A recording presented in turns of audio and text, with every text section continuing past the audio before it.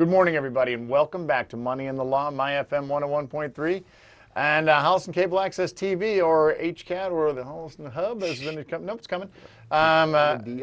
We are here once again, Money in the Law. I'm your host, John Drowan, with my partner and dear friend, Jay Marsden, and we're also joined by Tom Harmon from Holliston Cable Access.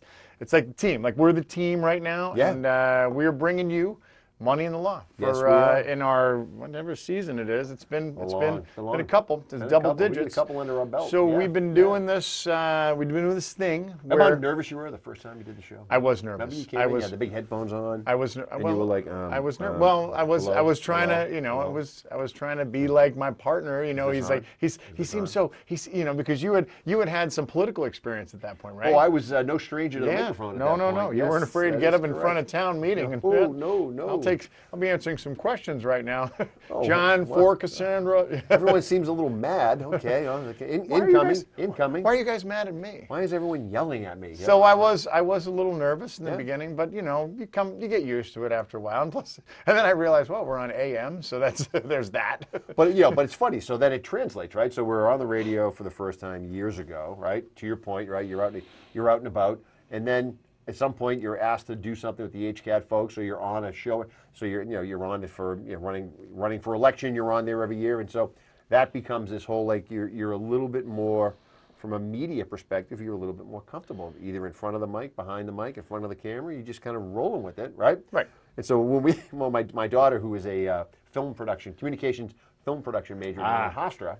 So when we went down to tour the school, as we were walking around, and of course, I'm completely being the dad. You're that guy. I'm the guy. Oh yeah, you're that guy. There, as they're showing us like the different studios and all the different build-outs, and I'm saying to Kendall, do you think I should point out that I'm actually a multi-media star right here, right now? I mean, bring it up. No one's. Maybe they want to ask some of my opinions on how the production room should be set up, or maybe they have a couple of questions on maybe camera positioning, and she's looking at me and she's basically giving it the, if you open your mouth, I will break your teeth. Right. That's kind of what the message was.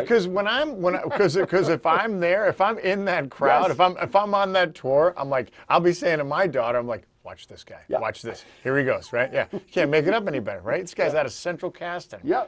So, I've just so you know, let me just drop this. I've done some media before. I've had a little radio experience. And I've also been on TV. I've also run for office. So just so now that everybody knows that and no one cares, I'm going to That's right. I'm going to embarrass my daughter some more. That's right. So I did not do that.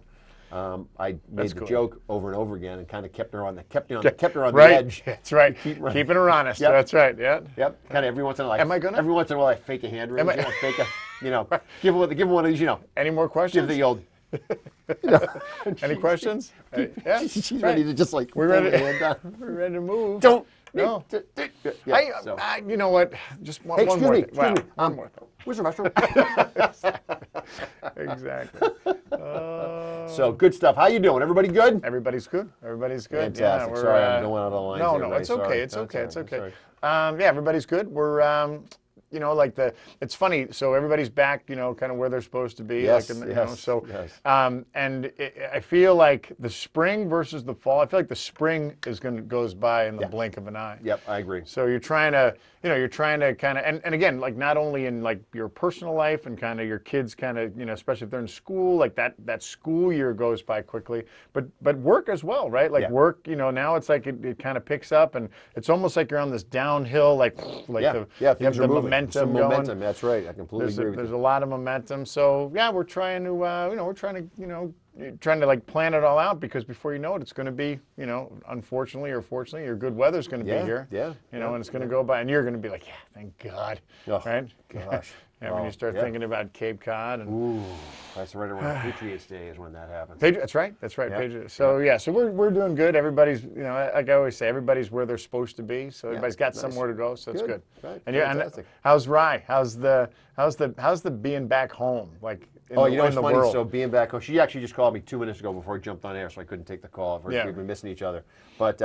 It's funny. She was telling us a story about how she's back from Ireland. For those of you who don't know, so she had lived for a semester over in Ireland and was living La Vida Loca in an apartment right in the middle of downtown Cork, having the time of her life. So then she comes back and she's to Endicott, with great school, love it up there, beautiful campus, but it's much you know, it's much like there's a lot. Everything kind of happens on campus, right? There's Yeah. not a huge like off-campus scene. It's most of it's on campus. The apartments are on campus. So she's in a room Which I with- love, by Yep. the way. I love the college, like the campus college world. And Yeah. some people don't. I loved it. No, Yep. I Yep. mean it's like, right? It's like you're in Disney. It's 4 years of all inclusive. It's like You know come everybody. On. Yep. Hey, It's yeah, so that's great. right. Oh, food ready here. Just keep loading it up. This is fantastic. Right? So she went. They had like a little get together one night, and so she was saying how somebody had made a comment about how much fun they were having.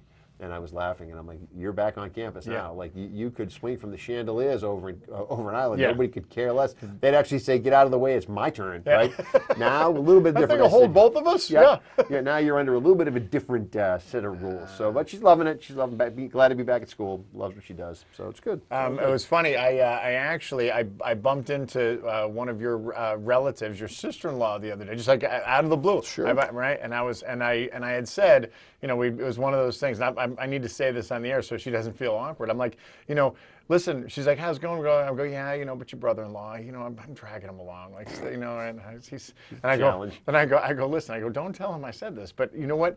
He's actually pretty funny. He actually can hold his own on the radio, but I don't want this getting back to him. So you know, so I'm just, you know, putting it out there so you know, we kind of everything's transparent. I did. She's good people. She's good people. I love her to death. Yeah, I love her to death. And I had relayed, and because she had also gave you the comment that Jay did a wonderful job. We talked about the wedding, which happened way back. So, and I had said that I heard that you guys were able to keep it together. You and Dan did a good job of, you know, kind of, you know, making the magical wedding happen. And she said, yeah, and Jay did such a good job. And I'm like, yeah, wait, don't. I said, don't make him, get cocky. Yeah.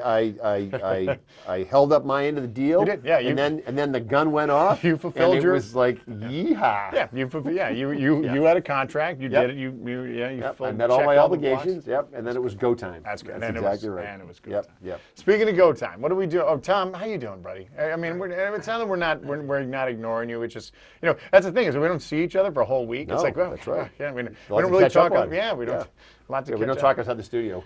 Yeah. We're like the Everly Brothers. Like, we leave the studio, we didn't even talk to each other. Exactly. That's right. Exactly. Right. Simon and Garfunkel, like, make the sound, make the record, go home, don't even talk to each other. Yeah, and for all the right reasons. The Robinson Brothers, there's a whole bunch of all musical acts that don't for all the right reasons. Yep. Although that's not total. I mean, because there's been times when you've rolled up on my house and I've rolled up on yours. Yeah, if I had to. Or the office. Door's always open. Yeah. Yep. Speaking of the office, I was thinking of you last night. Oh boy. So we went. So Haley and I went into Boston. We got to go see a show, and in the show they allowed you to buy a drink, right? So and I'm not a big. I like whiskey, but I don't drink it very often. Sure. But last night, for some reason, I decided that I was going to have one. Nice. I don't know, right? Oh boy. And I was like, wow, this is delicious. And usually Haley, she won't drink. And Haley had, I mean, I'm not promoting alcohol consumption on the show. However, sometimes it happens. Yeah. And Haley was like, oh my God. And I was like, you know what? Jay would be proud of you right now. Yes, yeah. All right, so now I get somebody else to drink with. That's fantastic. There you go, right? Put her on the list. So we went to the, so my mother, we're selling my mother's house. That transaction is going to take place next week. Oh, good. So we went to her place to say goodbye, basically goodbye to the house. And wait, is this the house you grew up in? Yeah. This is your, This is your version of, I grew up in 7 Cherokee Drive, so this is 7 Cherokee. Yeah. So we went and we basically said, well, you know what we'll do? The best way to do this send-off is to do it with a bottle of whiskey. The bottle of Jameson's, Next day, tell them what to do. Oh, the telly. Yeah, they'll tell you. And then the next day, of course, the question everybody asks is, if you don't remember saying goodbye, did you say goodbye? That's the issue. Exactly. So I don't know if we need another goodbye. I don't even know my wife. You know what? You leave the doors ajar. Leave it there. It's ajar. Leave it there. Right. Leave it there. Yep. So what are we talking about today? What's on your mind? You ready? Fire away. Are you ready? Fire away. I want to talk. I want to go back to basics, but I want to talk about. It has to do with the question that I actually asked you. I want to talk about Social Security. Nice. Social Security, and in particular, I want to talk about kind of because this comes up a lot, and we talked last time about kind of retirement distribution. Yeah. Social Security is one of those kind of key components, or kind of fundamental, cornerstones of most people's retirement. Oh yeah. So.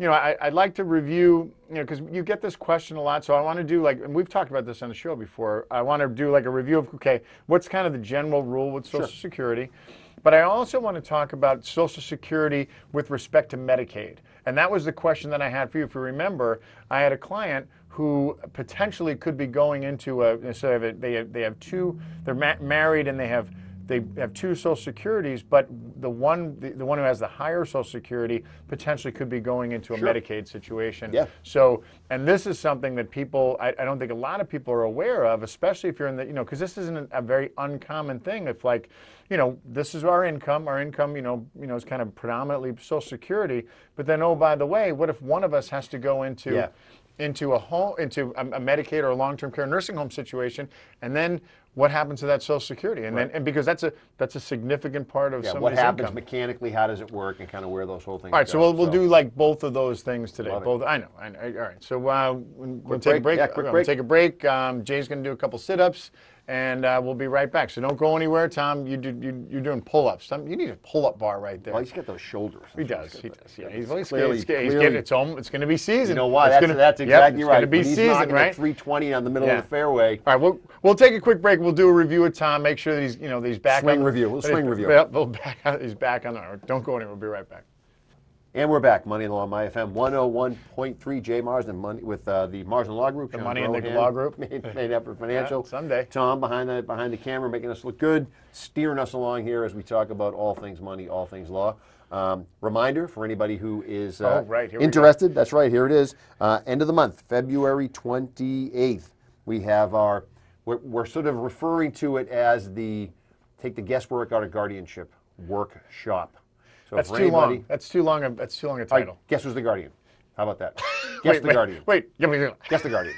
Guess the guardian. Did you say guess the guardian? Guess the guardian. Like take a guess? Take it. Well, yeah, because you know why? Because if you don't get your guardianship issues straightened out with minor children, it is going to be guess who's your guardian. That's exactly what it's going to be, right? Like pick a name out of a hat, kind of a guardian. Guess who's the guardian? Not Fun Nana. Not Fun Nana. Nope, the other Nana. Yeah. The other Nana, right? And you all know what I'm talking about. Everybody knows what I'm talking about. So we have. I don't know if anybody knows what you're talking about with Guess the Guardian. We have a workshop at the end of the month, February 28th. I feel like I need to go to this workshop. Call my office and set up a time. Seats are limited. Seats are limited. Yeah. If you want to get, if this is something that you first 100 callers yourself, you would address in 2023, the guardianship issue around minor children. Call us. We're putting a workshop together to walk you through the whole process and tell you what you need to know. What are you laughing about? I'm just laughing because I'm picturing this as like I'm picturing you like dealing blackjack and say guess the guardian, right?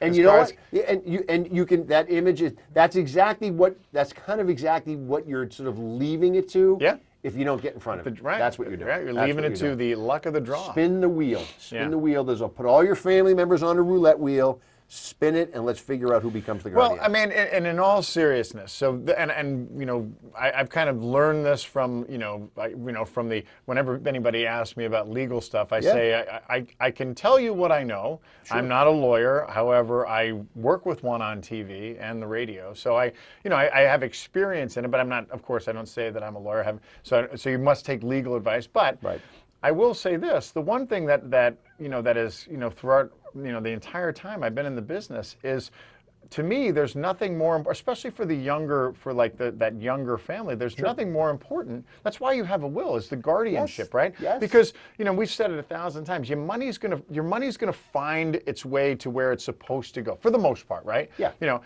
But it'll go somewhere. Whether it's where it's supposed to go or not, the money will go somewhere. Yeah, someone's going to get them. The money will land at some point, That's right? And it could take a very long time. It could get dragged out. But the issue, the real issue, and again, is like this. This is and in the example that we use is when somebody is, if you have this very like the highly unlikely but very tragic but this emergent thing where parents, where young children, especially like minors, have to, their parents are gone. Something happens, and they have to, and the guardian, who is going to raise your children, and you can say this, and we say this to clients, like, look, what's more important? What's the most important thing you have? It's your children. Yes. So your most precious asset. Your money, your house, your whatever, your 401k, and all that other stuff. Whatever. That's all well and good. It's who's going to take care. Who's going to be there to take care of your kids. So that's always And so when we talk about estate planning and people are like, I say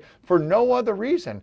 have a will that's going to name the guardian of your children. Yes. You know, that's for nothing else. And then the rest of it you can build and construct. And yeah, the rest of the stuff will figure itself out to some degree, and it'll be more work, and it's easier to do it the way we always talk about it. But I agree with you. But if we're gonna check a box, can we just check that box? Yeah. Because it have to.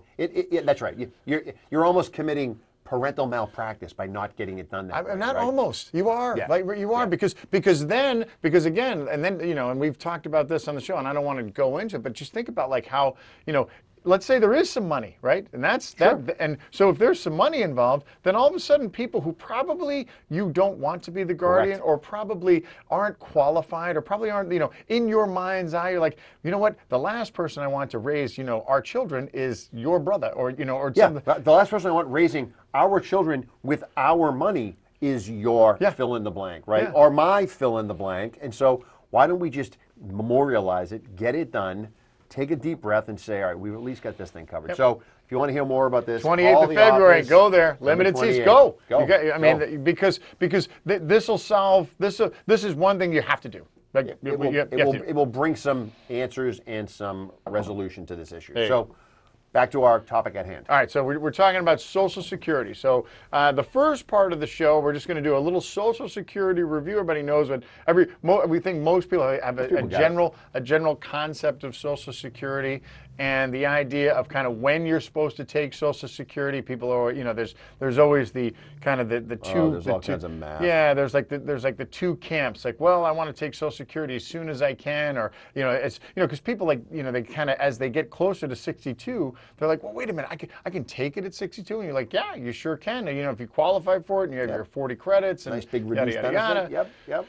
So just to do some reviews. So Social Security right now, if you were born out in 1960 or later, your full retirement age, we call Social Security full retirement age, is age 67. Okay, so for all of us, young people like you and I, born way after 1960. Tom, Tom slightly younger. Tom, I think Tom might be born after 1980, but we're not gonna pin him down. We're not gonna pin him down. 88. 88. What? 88. Stop the show. Right? We'll talk about that I remember later. what I was doing tonight. Right? I was at UMass. When's your birthday? What day? I was at UMass. I don't remember what I was doing. December 8th. December 8th, 1988. 12. Wow. Man. That's a good birthday. Because that's, you're right. You're in the season, right? Those are good numbers. Yeah. No one forgets your birthday because that's when people are thinking about it. It's not a forget birthday. Yeah. If it was December 28th, forget it. Yeah. What birthday? Wow. 88. Wow. That's crazy. I'm doing the math between me and you. I know when you were born. I know what year you were born. Yeah. Well, man, oh man. All right. All right. We'll talk about this later. We were grown-ups. Yeah, we were adults. We had jobs. We were contributing to Social Security. Yeah, we at sure that were. age. Speaking of which, we had several credits under our I had belt. some quarters already chipped away. Yeah. So 67 for us. 67. That's full Social Security. Tom, it's going to be 92. Okay. For us, it's 67. So when people talk about full Social Security, they say, all right, well, that's the maximum amount of Social Security I get. That's incorrect. Yes, okay? it is incorrect. That's incorrect. So there's 3 ages that you need to know. So there's 3 years, right? So there's 62. That's early Social Security. That's Correct. the earliest you can get benefit. it. So long as you qualify, as long as you meet all the qualifications. Yeah, we'll assume you do for purposes of our discussion today. After 1960, age 67. If you were born before 1960, then there's a formula. It was either be age 66 if you were born way before 1960, then it's 65. But most people now in that window, it's 66, and then depending upon what year, it kind of prorates to like 66 plus a couple months. Exactly. Yeah. So for our purpose, 62, 67, and then there's the extra Social Security. Big number right there. And that's age 70. All right. So people, and I just want to clarify this because people say full Social Security. Oh, that's age 70. No. When Social Security talks about full, that's right, that's age 67, all right? And so at that benefit, at that point, you can take your Social Security, and it doesn't matter how much income you earn. You can still have a job, you can still work. Yeah, you've earned it. You've checked the box. So whatever your Social Security, you are fully eligible, and there's no additional tax for tax on earnings. Now, if you decide to take Social Security early, like age 62, between age 62 and 67, and this is another thing that people don't really understand. They don't comprehend. It's like it's not like I can take it at 62, and then if I don't take it then, I got to wait till 67. Right. I can take it anytime between 62 and 67. Yeah. I can take it anytime between 67 and 70. I can take it any one of those times. But if I start taking it 62, and let's say that's the earliest I can take it. Yep. All right, and then that benefit is reduced usually about 37%, 34% from your from when you take it at age 67. So if I say I want to take it at 62, that's great. If that's what I choose to do. However, I'm reduced by just over 30%, and I'm limited on how much income I can earn, right? I can earn. Now, earned income versus passive income, two different things, right? So let's say if I work part-time, yeah, if I work part-time or if I work full-time, what I don't want to do is I don't want to keep working if I'm going to take so early Social Security, because I'm going to get taxed on it. Taxed $1 for every 2 that I make if anything I make over $17,000. So this is important to understand, because people will be like, okay, so if they kind of get in there, they kind of glossy. I can take it at 62. Oh yeah, like I can get it. Yeah. I can get free and there's money. There's a whole bunch of rationalizations about why they're going to do what they're going to do. I'm not, longevity isn't in my family. We'll talk about the whys. Yeah, there's a whole bunch of reasons people do it. But yeah, they get pretty fired up when they get to that number, and then they start to say, okay, I can take it. And then and then there's the other camp too, where people will say, well, wait a minute, if I take it at 62, I have to collect. I can collect for 9 years before I break even, as if I decided to wait to age 67. So there's that math formula there. And what people are doing at that point is they're treating Social Security as an asset, as opposed to an income stream. And we'll come back to that, because I will look at Social Security predominantly as an income stream versus an asset. I agree. Okay, so then. And then the other age, right? So full retirement is age 67. But if I wait to take Social Security at that point, if I don't take it at 67, near and dear to my heart, and I continue to wait, every month that I wait, my Social Security goes up until I hit age 70. And that's the most it'll ever be, right? That's right. At age 70, that is the most that your Social Security will ever be. So if you haven't taken it up to age 70, at age 70, guess what? You're getting a pay raise, because you're going to take Social Security at that point. And it's in some cases it's remarkably better. It sure is. In some cases it's a big difference, and this is part of that. There's a whole bunch of conversations going on about taking it early. And then there's a whole bunch of conversations that go on taking it late. So review with me what your idea, what your concept is, and what your kind of your rule of thumb when you're advising people on Social Security.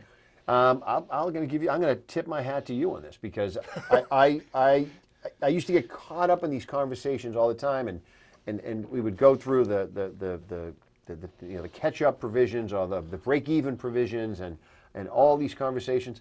And I just brought it down to, I think, the exact same message that I learned from you guys, which is take it when you need it. Yep. Take it when you need it. And I don't, and I tell you, I don't know when that's going to be. I mean, we can do all these calculations, but at the end of the day, I don't know if you're going to get one check and if something's going to happen to you, God forbid. I just can't predict that. So we can try to make all these predictions.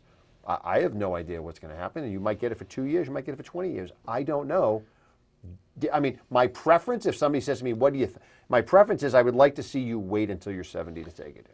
If somebody asked me, I'd say it's a nice big bump in your pay that you're going to get, the income that you get. I agree with you, it's an income.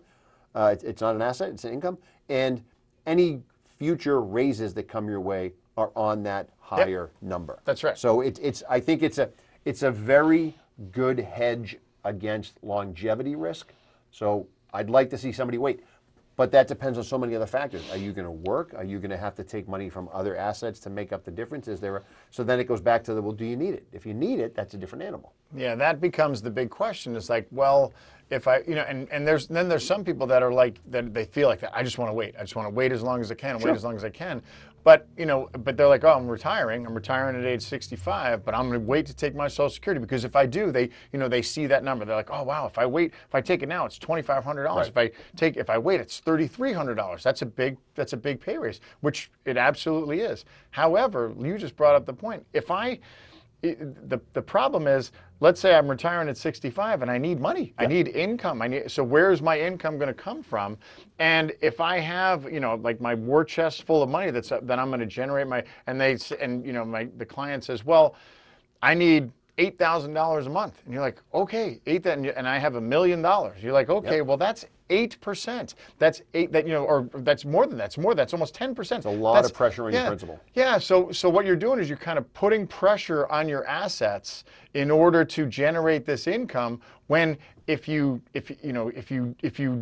took your Social Security, or if you had something else to augment your income, then it would put less pressure on that portfolio to be able to, because the question is, how long are you going to live? And the answer is, I don't know. Yeah. Nobody knows unless you get, the bad news, like, yeah, you got 2 months to live or whatever. But at the end, like we say, we always plan out to age 110. Well, and that's the downside. That's the downside. Like I said, of taking it, you take it early because you say, well, I'm making all these assumptions. Oh, okay. Just understand why we're doing it. You could go the distance. You could go to 110. I don't know the answer to that. But to your point, you could go 2 years and you get 12 checks or 24 checks. And you're like, that's it? I put into it all those years. And this is, so, there's there's a little buyer's remorse on some of these things. there's some real, because you can't unring the bell. No. So once you turn it on, you can't, you got to go back and say, well, I didn't want to do that. And what, if I wish I didn't. And I don't know how many times we've heard people say that. They're like, well, a client will come to us and they're like, all right, so what's your income? Oh, well, Jeff's taking Social Security.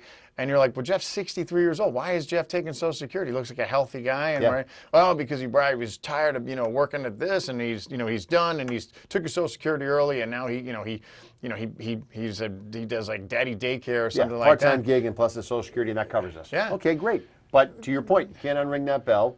That's money you're leaving on the table that you might really miss when you're in your mid-70s, and it's harder to work. Well, that's the question, right? So it comes back to, take it when you need it. Yep. So and I can imagine, and I see this with people, that it's tempting, right? So let's say they get to 67. I'm at 67 right now, and I can take my Social Security, and I can still work, and I'm working, right? But if I take Social Security, I'm going to get like a $2,800 a month kicker. Yep. How fun is that, right? Now I got extra money, and you could make a very strong argument that may be the right decision for you. Sure. And that may be, and us as planners may say, you know what? If you do this, this could make sense for you. And here's like the upside of it, and here's the downside of it. So, but then I asked the question, okay, look, are you going to, are you going to continue to work? How much longer are you going to be able to continue to earn that income from your working income? And the answer may be, I'm going to work forever, or the answer may be, I don't know, or the answer may be, I'll work as long as or work for another 5 years. But the problem is, you may not have control of that, because you may be working and then all of a sudden you can't work anymore for you have health reasons. There's an issue with the company family. Moves. Who knows? Exactly, yeah, right? Yeah. So at that point you're like, well. And then I asked the question, look, if you wait, if you take it at 67, you get $2,800 a month. If you take it at 70, you get $3,500 a month.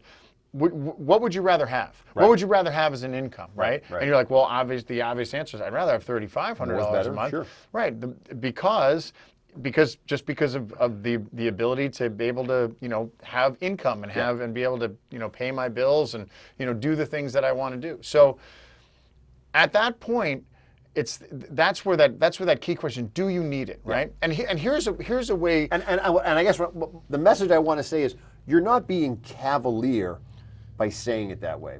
Because I think a lot of people, when they come in and say, should I take Social Security, they expect you to go into some big formula, math right? problem. Some big math problem with lots of numbers and all kinds of charts and graphs that's going to spit out a yes, no, maybe, right? Yeah. And I really think, again, I'm highlighting what you guys have said, which is, I don't know, do you need it? Yeah.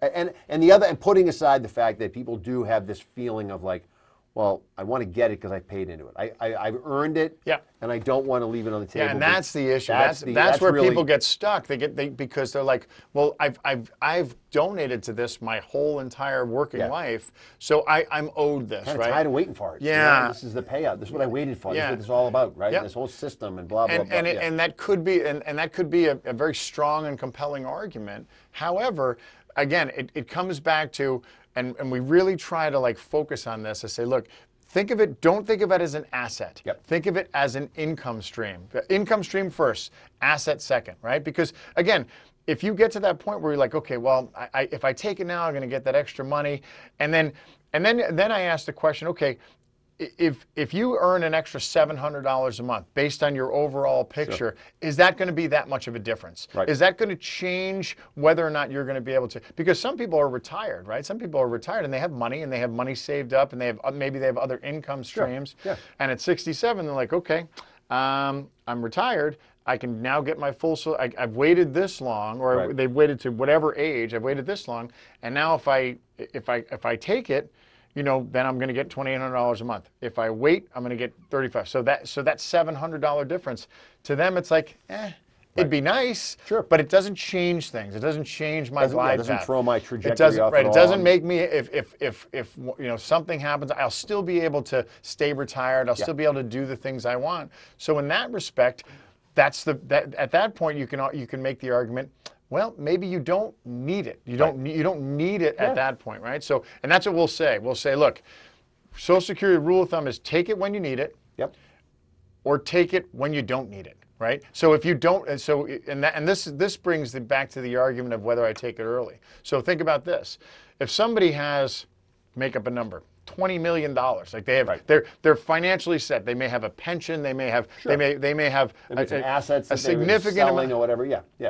have a significant, and their retirement income is significant, right? So they have the potential to earn a lot of money in retirement from their assets. So they reach age 62, and they're like, okay, I'm at age 62. My Social Security is $2,000 a month. If I wait till 67, it's 28, and I wait till in our example at age 70, it's $3,500 a month.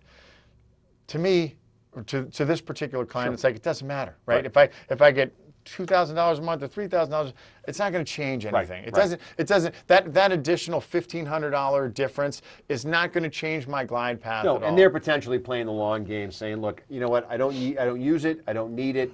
It literally gets directed into my brokerage account, and I give it to the kids, or I do whatever I'm going to do with it, and I'm not worried because I'm going to literally sail right through that break-even number, or break-even window. And that's the thing, right? And so at that point, we'll say if you don't need it, if you absolutely don't need it, it's not going to change it, then take it. Then I can treat it as an asset, right? Then it's because, hey, you know what?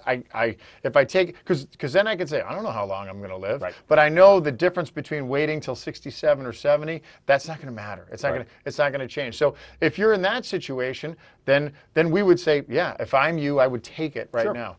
And then, but the last thing is the last one I'll bring up before we go to break is the idea of taking it early because you need it. And we've had clients that have been in that situation where they're like, they retire early for health reasons. So we have a couple clients, they've retired early for health reasons, and so we're drawing income from them from their assets, and then they retired let's say before age 60.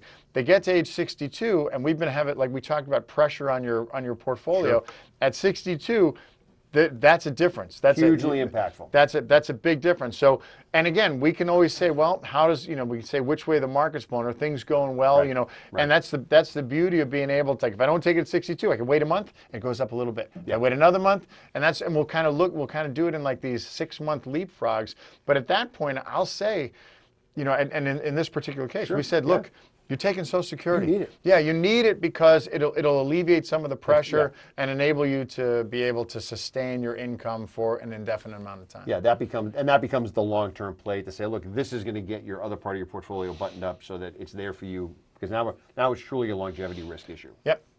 So at the end of the day, the bottom line with Social Security is, if you have a feel free to reach out to us, but we'll tell you, your advisor, the good advisor, they won't say, well, absolutely you need to do this, or absolutely you need to. They'll build your plan around you, and they'll say, look, depending upon what your situation and what it looks like, they may say, if I'm you, I would take it sooner rather than later, or I would wait because you can, even though it's tempting to take now.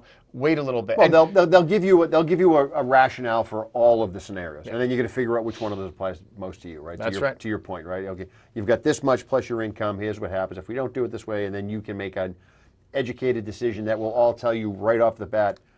I don't know what's going to happen. Right? I'll put all the caveats on it because who knows? Who knows? And then you ring the bell, and you can't unring it after that. That's right. And then you go, and then you drive on. All right, we're going to take a quick break. We'll be right back. We're going to talk about Social Security and the Medicaid world. issue. I love it. All right, we'll be back. We'll be right back. And we're back. Money and Law, My FM 101.3. Jay Marsden. We didn't talk about with the Tom. Marsden Law Group. John Drohan, Manager for Financial. Can I do my intro, please? Can we do it over? No, I'm fine. Or It's too late. redo? It's too late. We're already in there. We're already in it. Tom's here, keeping us handsome, keeping us skinny, taking that 5 pounds off. Are you all better? Are you all better? Tom's he's back. He's back. Have you been swinging? Not yet. All right, so Tom hasn't been to the range yet, although the right. weather's cleared up. I mean, I don't know. You might want to get out there. This Friday, Sasmon Trace over in Natick will be open for anybody who wants to get out. See his eyes light up? Yeah, See he's that? He's like, you know what? I'm going to take this Bruins hat off. I got a Titleist hat in my bag. We put that on right now. At 8:30. Played 36. Yep, that's right. 36. That's right. Have you ever played 36 holes of golf? No. Never. So have you? No. No. I'm not even a fan of 18. I'll play 9 all day, every day, Right. but 18, no, and no. After I'm done on the 13th putt, right? Yeah. You know, usually it's my third putt of the 13th hole. Sure. After that, I'm like, I wish this is all there was, right? Yeah. And 13's a funky number. Like, why didn't we do, right? I'm done. Like, I'm done. I get to 7 and I'm like, oh, 2 more, and then I go, no, it's not 2 more, it's 3 because I got to play the 7th, the 8th, and the 9th, and I'm already rounding up and I'm doing all kinds of stuff. But anyway, we're talking Medicaid, Social Security, when to take, when not to take, do you take, don't you take, and we're talking how it applies to Medicaid. So a couple of things to keep in mind. When you are looking at a Medicaid situation and somebody is contemplating or facing a nursing home stay, if you will, or nursing home placement, you still get your Social Security. I say this because a lot of people think that there's some like behind the scenes thing where it just automatically goes. There's like a pipe, right? It's like a tube. Yeah, that just there's gets like a direct wire fund, and that's not what happens. So if you're, I'll pick on the husbands because they're always the ones that go first. If your husband goes to a nursing home, they're useless, right? And that's the thing. Like, we're going to become like liabilities. Our wives took care of us all of our life, and then we're going to end up in a nursing home, and somebody else will take care of us. We've been shirking responsibility since Jump Street, right? I'm a man now, Tom. Right? You're useless, right? Yeah, women around the world. You do me no right. That's you right. do nothing. That's right. You contribute nothing. So if your husband goes to a nursing home, you'll still get his Social Security check. It still comes into it goes in the bank, right? The checking account, automatic deposit. It still comes in there. But what happens is, somebody on Medicaid, the expectation is that they pay their income to the nursing home to cover the cost of their care as a nursing home resident on Medicaid. It's called your patient paid amount. That's what you're supposed to pay to the nursing home. Now, say that again. What is that? Your patient paid amount. See, that's new. I mean, not new, but it's like people don't know that. Term. That's right. And what we tell clients is, we're going to try to get you eligible for Medicaid on, let's say, starting March 1. You are going to start paying the nursing home March 1. Like you've already been approved for Medicaid. So that Social Security check is going to go away. If there's other income, if there's a pension that goes along with that Social Security check because of somebody's work for the government or a private company or something like that, those pension checks and those Social Security checks still come into your checking account, and then you are expected, or the expectation is that you will write a check to the nursing home for the total of those income checks or those income amounts, minus 2 things. Minus a health insurance premium. So the government lets you keep paying for your health insurance because you may get sick in the nursing home. That's right. You might fall, you might hurt your arm, you might break your hip. You have to go get taken care of. Yanking your health insurance. No, so you keep your health insurance, and you keep the person who's in the nursing home gets to keep a whopping, wait for it, $72.80.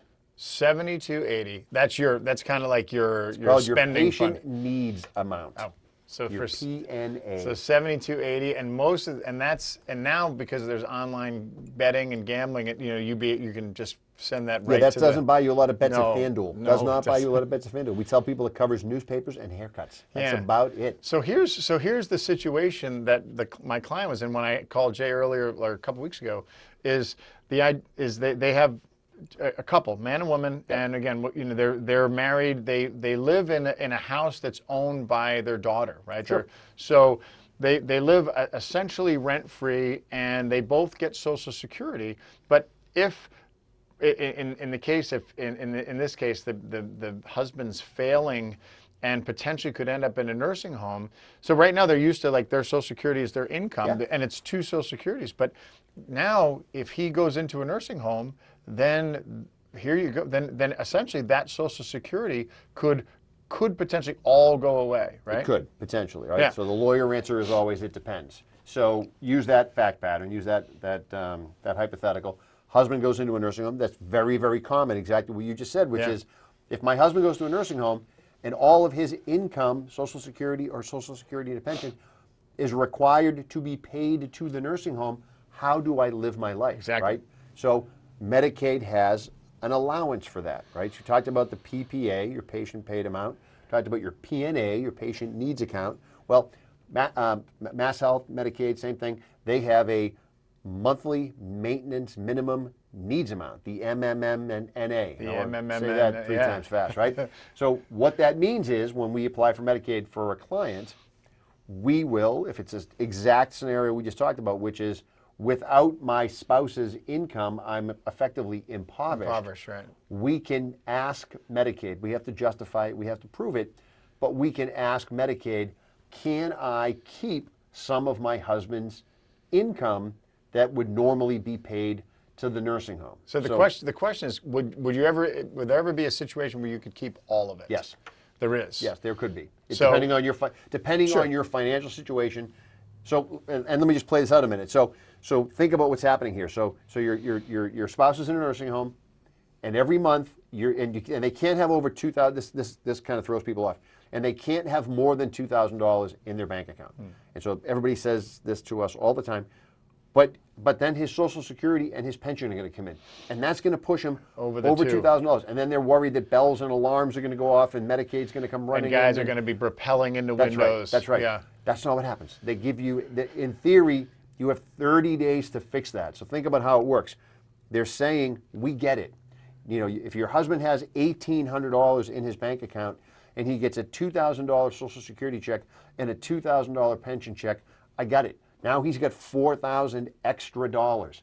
But what you're supposed to do is write effectively a check to the nursing home for $4,000 or something a little south of that, so that that money just literally goes right back out the door to the nursing home, and then you don't go, you're not over beyond, $2,000. yeah. And yes, eventually, you know, if you do this often enough and you're not spending any money, eventually you'll creep up over $2,000. And that usually coincides with the time that somebody needs something, right? Sure. So you take some money out of the account and you get it back down. So to your point, when you apply for Medicaid and you go through this whole process, you go through this whole, you know, basically it's like a tax audit. At the end of that process is an approval notice from Medicaid that says, not congratulations, but it says your husband has been approved for Medicaid. His patient paid amount is this much money. Yeah. And if his patient paid amount is his full income minus health insurance and minus that $7,280, then that's it. That's what you get. But what they could say is, well, your husband has a $2,500 Social Security check, and we will let you keep $1,500 a month of that. The Social Security check still comes into the checking account. And you just have a smaller bill. And you're just writing a $1,000 check to the nursing home every month instead of, and the 15 comes to you. And then it's wash, rinse, repeat. So that's how that all works. this comes out, all this, and you said like it's like a tax, but all this comes out in the Medicaid application, right? Correct. So in this is an extensive, this is like a kind of like everybody open up your kimono. We're going to see everything. Yeah. We're going to see all of your assets, everything all of the money that you have, all your income. So they're going to know exactly kind of what your cost level is, and this is why that Medicaid application is so important, because if you're in a situation like this could be critical. And I know this is, for my clients, this is a serious thing, right? Yeah. Because again, remember, these things normally don't happen overnight, right? People don't just go into a nursing home overnight. So imagine that you're moving along and you're living your life and you're aging, and then one person starts to fail more than the other. Yep. And it's you kind of see this kind of downward decline, but that could take over a year. It could take longer. Well, and you may have spent money along the way to help address this decline, right? So I mean, it's not unusual for somebody to say to us, you know, we've had health aides coming in, we're trying to push off this nursing home thing. Change the house around, you know, Yep. we've done, Right? Yep, we built a ramp, we made some accommodations inside the house, we ripped out a shower, we put in a roll-in shower, we had home health aides come in, and they've come in, and they were coming in twice a week, and then twice a week turned into 4 times a week, and 4 times a week turned into 7 times a week, and now we get somebody overnight, and we chose to do this, or it went from this to an assisted living facility. We talk about the care continuum all the time. And so my spouse, my loved one, went to the assisted living facility, and they were and it was $5,000 a month. And then they needed a memory care unit, and that was $7,000 a month. So any liquid assets, and this is all for the most part private pay, right? It's out of pocket, right? So all of a sudden, to your point, you fight this off as long as you can, you deal with this as long as you can, and then you finally get to the point where you're like, I just can't do it anymore. It just doesn't, it's not workable. Yeah. So the nursing home is the next move, and we spent all these assets on this long-term care plan.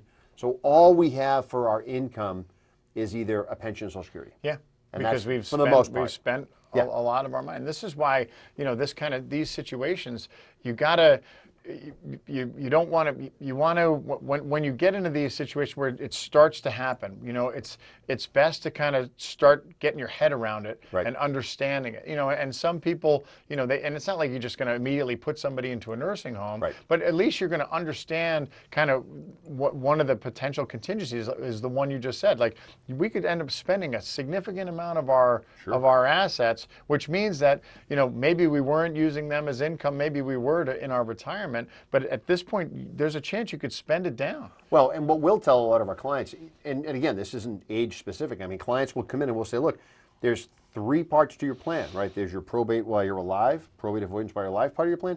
There's the probate when you pass away part of your plan. And then there's this long-term care. How are we going to handle something if somebody gets sick? And we will say to clients who are fit as a fiddle and they're in their mid-60s, and asset protection planning is the furthest thing from their mind. They're not thinking about it. Not thinking about it. I'm getting ready to retire. Yep. And we'll say to them, you know what? Congratulations, that's great. I hope everything goes well. I'm just going to tell you right now, I'm going to tell you this story, okay? I'm not saying this is going to happen. I'm going to tell you the story because I want you to hear it. I want you to hear it from me. Don't Google this. Don't talk to your friends, cousins, uncles, sisters, brother. Don't do that. Heard it from your lawyer. Heard it from your lawyer. This is what this piece of the plan looks like. Whether it's a now, right this second issue, or it's a later down the road issue, that doesn't matter. I just want you to hear it. You know, I'm not asking you to commit it to memory. I'm just saying when it does become more timely for you, let's talk. Yep. But I at least want you to hear that third part of the, are you going to get long-term care insurance? Are you going to throw the dice and say, I don't care, I'm not worried about it? Take my or chances, are you going to try to do something on the front end to rearrange the deck chairs so it works for you? Yeah. You can do whatever you want to do. It's your call. Everybody has their own deal going on. But that's how you'll also advise them too. You'll say, look, you know, based on my experience, this is what I know, this is what I've seen. Yeah, you could do A and B right now, and if it's me, I would kick C down the road. For you know, if you say, well, you know, I'm 62 years old, you're like, well, right now, you know, looking at your retirement, you know, what you have for potential retirement assets, you say, look, if it's me, yeah, you could buy some long-term care insurance right now, and that may prove to be a good move, but you also may need to save that $3,500 or $4,000 a year to put towards retirement because you're not ready. You're not ready yet. That money's better spent, you know, doing some, maybe paying down some debt. So when you do retire, you don't have a mortgage, or Well, tell people you make the choice. How do you want to? Do you want to get in front of it, or do you just say, look, I'll deal with it later? There's a whole bunch of ways to handle it, but it's part of the Social Security conversation that says, look, you would lose this income. This is what would happen, and this is how we would address that. And there are some other things, you know, from a Medicaid planning perspective. You know, Medicaid limits the amount of assets, for example, that a spouse can have. Yep. About $140,000, and then they let you have a house, the spouse in the house, right? So that those things are kind of protected. But then if you have more than that, that's a problem, and you have to do something with it. Some people will be told to spend it down at the nursing home. There are other alternatives, but some of those factor into what you mentioned, which is, well, if I do some of these other asset protection planning techniques with my money, does that affect how much money I can keep of my spouse who's going into the nursing home? Am I not going to get any of their Social Security? Maybe yes. Yeah. Maybe yes. Because again, Medicaid says, look, we're not going to impoverish you as the spouse who's not going to the nursing home, but it's not like it's not a get rich quick scheme. Free. Yeah, that's right. That's right. It's not going to be free. Yeah, that's right. They have a, and we can, we've done this where people have said, we got the paperwork from Mass Health, and you have your PPA is zero. Yeah. Your expected contribution for your nursing home stay is zero, right? That's unusual. That's unusual. Usually it's some dollar amount, and we can appeal it if we're unhappy about it. We can appeal it. Medicaid may see it our way. They may not see it our way, but so rest assured there is a plan for that. But you have to kind of go into it eyes wide open to say, you know what, this is how we're going to approach this. It comes down to the Medicaid. They make the decision. They make the call. And at the end of the day, so yeah, it's significant, and it could be a really significant change to people because again, in retirement we say this all the time. At the end of the day, it's all about your income, right? When you retire, it's like I'm not working, but I need money. I need money. It costs money to live. Money goes in my bank. I pay my bills. I buy my stuff.